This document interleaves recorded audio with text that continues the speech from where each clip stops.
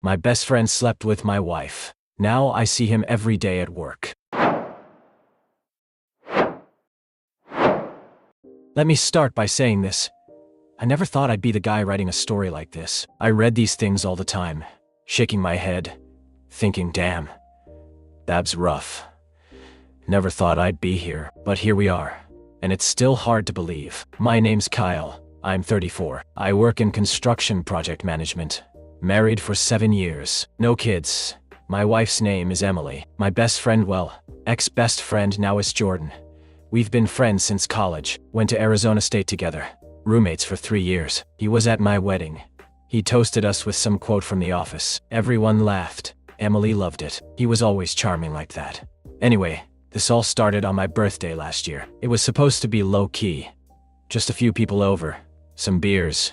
Backyard grill. Emily insisted on inviting Jordan, even though I hadn't seen him in a couple of months.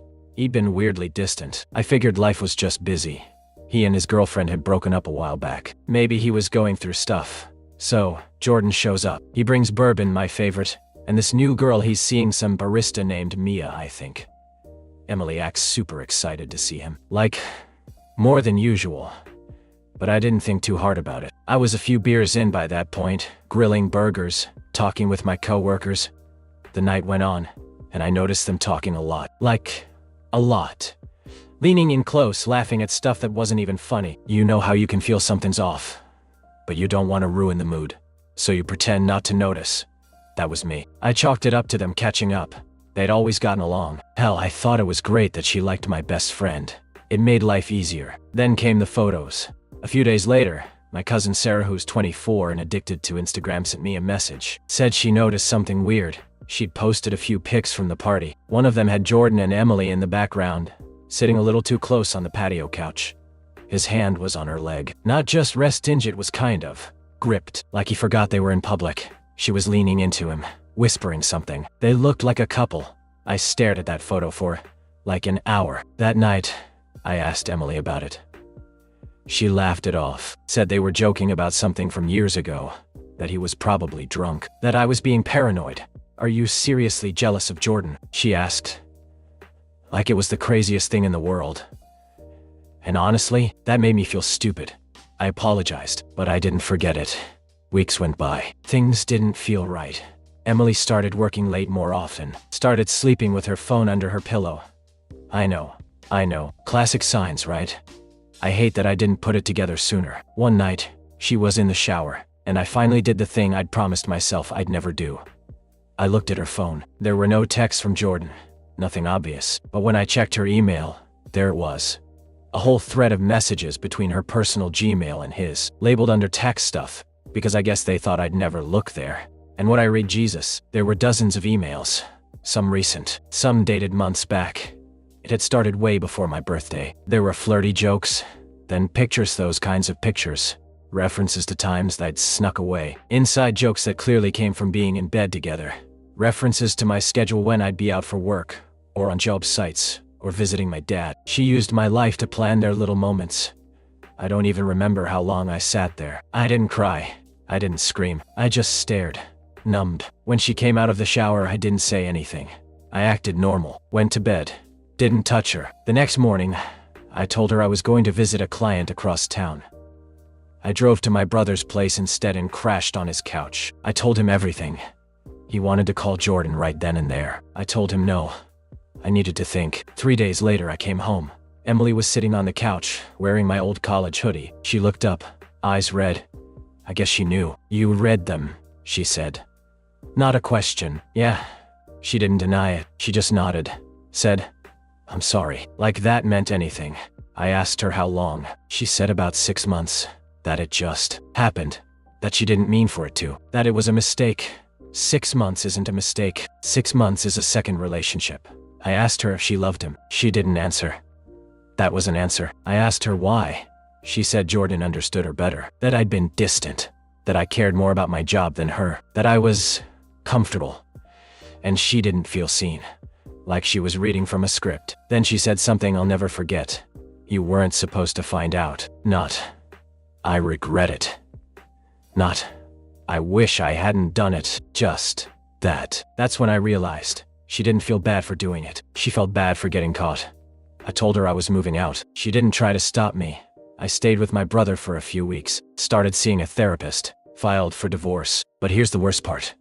I didn't know Jordan had taken a job at my firm. We work for a large regional construction company. I handle contracts and logistics. He's in procurement, different departments but the same floor, same break room, same goddamn building. The week I returned to work, I saw him in the elevator. He had the audacity to smile. "Hey man," he said. "Can we talk?" I didn't answer. Just got off on the next floor and took the stairs. Later that day, he emailed me. Some BS about wanting to own his mistakes and rebuild trust. I forwarded it to HR. Asked to be moved to another floor. They said it would take time. Bureaucracy, budget, whatever. So now, every day, I see the guy who wrecked my marriage. Sometimes in meetings, sometimes in the hallway. One time I found him standing by my desk, talking to my manager. He acts like nothing happened, like he didn't steal 7 years of my life. And Emily? She moved in with him last month. After Emily moved in with Jordan, the divorce finalized faster than I expected. She didn't contest anything. No drawn-out fights over assets. No debates about who got what. Just signed the papers and left me with the house we used to share. The same bedroom where I unknowingly slept alone, even when she was lying right beside me. I started drinking more. I told myself it was temporary, just something to help me sleep, to numb things for a while. But a while became a month, then 2. I'd wake up late, drag myself to work, avoid Jordan in the hallways, and leave as soon as I could without raising flags. Everyone at the office pretended not to know, but I could tell. The way people got quiet when I entered a room, the side glances during meetings, the extra smiles from the new receptionist like I was some wounded animal she wanted to comfort. The worst part was the silence. At night, the house was just dead. No footsteps, no laugh from the kitchen, no light sneaking in under the bedroom door from the TV she always left on. I started leaving the radio on just to hear something. I stopped using our old bed, started sleeping on the couch. I think I just didn't want to be in the same place where she used to tell me she loved me. One Friday night, about 3 months after the divorce, I got a text. It was from Jordan. "I know I'm the last person you want to hear from, but I need to tell you something. It's important." I stared at the screen for a full minute, then turned it off and threw it across the room. But I didn't delete the message. Later that night, after a few too many drinks, I texted back. "You've got 5 minutes. Don't waste them." He replied almost instantly. "Emily's not who you think she is. She's not who I thought she was either." I didn't answer. He texted again. "She's cheating on me. Been seeing some guy at her yoga studio." I found her second phone. For a second, I almost laughed. Not because it was funny, because it was pathetic. Jordan, the guy who blew up my life, was now crying to me about the same woman he understood better than me. I should have felt vindicated. I should have felt triumphant. But all I felt was empty. I didn't reply that night, but the next morning, he sent more. "I don't expect forgiveness. I just wanted you to know I fucked up. Big time. And I think she's done this before, not just with us. I think she has a pattern. She told me once that breaking things feels like freedom." That last line stuck with me. Part of me wanted to tell him to go to hell, that he got what he deserved, that he was the pattern. But another part of me, the pathetic, broken part, wanted answers. So I replied. "When did it start?" His response came fast. "Around Christmas. We hooked up at that party you skipped. Remember? You had that flu." She said she was bored, lonely. I thought it was just a one-time thing, but it kept happening. We tried to stop. We even said we'd never do it again, but she always came back. And I always let her. I thought she'd leave you. I thought we'd be together, but she kept lying to both of us. I sat on that for a long time. I scrolled back through our thread, reading and rereading his words. I realized something awful. Jordan was never the main villain. He was the tool. Emily was the one who kept pulling strings. She used him, just like she'd used me. And it hit me. If she hadn't been caught, she'd still be doing it. It wasn't revenge that drove me. Not at first. It was clarity. That bitter, clean feeling when everything suddenly makes sense. Emily had wrecked 2 men's lives, probably more. She didn't just cheat. She played, manipulated. She saw love like a game, and we were just pieces. I decided I needed to understand her. Not to fix anything, just to close it properly. So I started going to her yoga studio, the one Jordan mentioned. I knew it was risky, but I didn't care. I wasn't there to confront her. I just wanted to see her in her element, to observe, to study. The first time I walked in, she didn't notice me. She was at the front of the room, talking to a tall, bearded guy in tight black shorts, laughing, touching his arm. Classic Emily. I signed up for a trial month under a fake last name. Kyle Adams. Close enough. For 2 weeks, I watched her flirt, charm, smile like nothing had happened.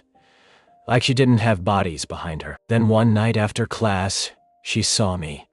Our eyes locked across the studio lobby. She froze. I nodded once, calm, then walked out. She didn't follow.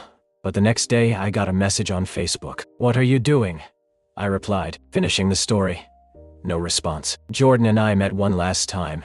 Neutral ground, some sad bar halfway between both our apartments. He looked awful. Bags under his eyes. Greasy hair. The guy who used to charm everyone at every party looked like he hadn't slept in days. "I'm sorry," he said again. "I know that doesn't mean anything, but I believe you," I said, and I did. We sat in silence for a while. Then I told him what I'd seen at the studio. The flirting, the pattern, the way she never looked guilty. "She's not wired like us," I said. "She doesn't feel things the same way." Jordan nodded. "I think I loved her, maybe still do." I shrugged. "I thought I did too. But it's hard to love someone who never existed." We drank. Then we left. No big goodbye. No bro hug. Just a nod. That was the last time I saw him. As for Emily, blocked her. Everywhere. Her number, her socials, her email. Sometimes, late at night, I still hear her laugh in my head. But each time it gets quieter. It's been a year now. A full, painful, cleansing year. People say time heals everything, but I don't buy it. Time doesn't heal. It just puts space between you and the thing that broke you. And sometimes that's enough. I moved out of the house. Sold it 6 months after everything ended.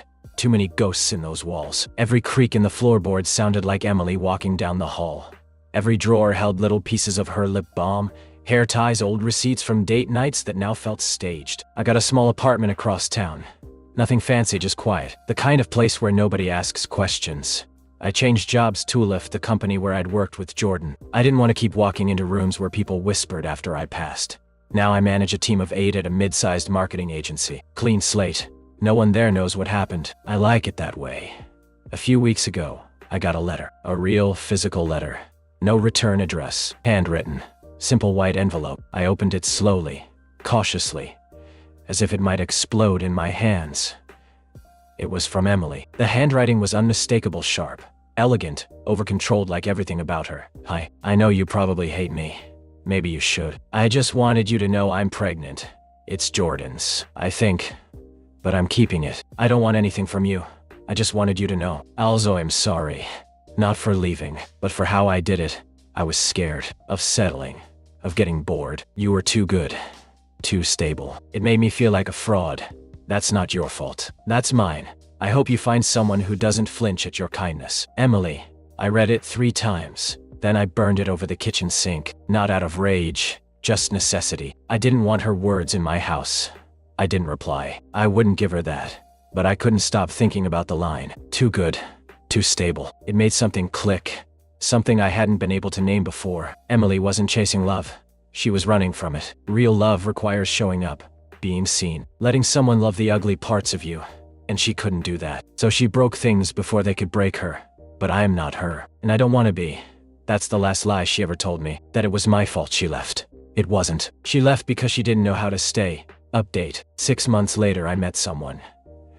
Her name's Alyssa. We met at a bookstore. Cliche as hell. I was standing in the psychology aisle trying to look like I knew what I was doing. She asked if I'd read the book I was holding. I hadn't. We talked for 15 minutes about nothing. Then she asked if I wanted to get coffee. I said yes. Not because I was ready, but because she smiled like she meant it. We've been seeing each other since, slowly. No rushing, no expectations. She knows about Emily, about Jordan, about everything. One night, I told her the whole story, every twisted detail. I expected her to flinch, to pull back, to see me as damaged goods. She just held my hand and said, "You didn't deserve that." That night, I cried. The ugly kind of cry. The kind where your body convulses and your throat closes up. I hadn't done that since the divorce, and I think that was the moment I finally started healing. Not because someone fixed me, but because I finally let myself feel it all. So, if you're reading this because you've been through something similar, because someone broke you, and walked away like it was easy. Know this, it wasn't about you. It was never about you. Some people destroy things just to feel in control. Some people run when love gets too real. Some people say, forever, with no idea what it means. But that's on them, not you. And healing doesn't come all at once. It's not some dramatic sunrise after a long night. It's slower, quieter, like leaves turning in autumn. One day, you just notice it doesn't hurt as much. You're not angry anymore. You don't check their social media. You don't wonder if they're thinking about you. You start thinking about you again. You laugh without guilt. You sleep without remembering. And one day, maybe, you love again. Not like before, better. If you like this video, please subscribe for more.